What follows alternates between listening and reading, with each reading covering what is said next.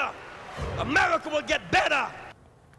Tonight, Western Washington and the United States as a whole are mourning the loss of civil rights icon Jesse Jackson. KIRO 7's Jack Bilyeu is live at Mount Zion Baptist Church in Seattle. And Jack, Reverend Jackson made frequent visits to the Pacific Northwest. He spoke to some of the people who were right by his side. Yeah, and for many of those visits, KIRO 7's cameras were rolling. They usually included a stop right here at Mount Zion Baptist Church where he'd preach, plus other stops aimed at mobilizing African Americans or holding the powerful to account.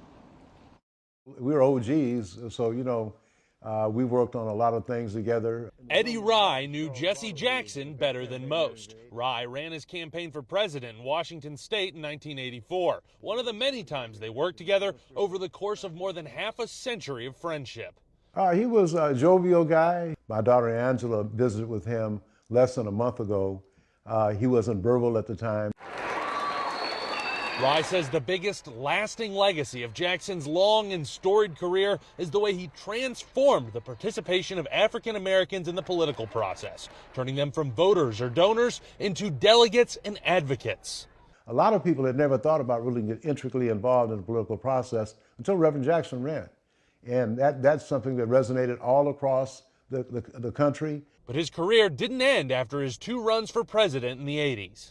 This city really owes a lot to Reverend Jackson, and Reverend Jackson loved this city. He loved coming here. Nate Miles and Daryl Powell showed Jackson around during a visit to Seattle in the 2010s when he met with tech giants like Microsoft to advocate for diversity, returned to the civil rights hub of Mount Zion Baptist Church, and spoke to students at Rainier Beach High School. And that's my challenge to them today. If you study, you can be somebody. And he always said that I am somebody, and we went into the chant that I am somebody. They were excited, taking pictures.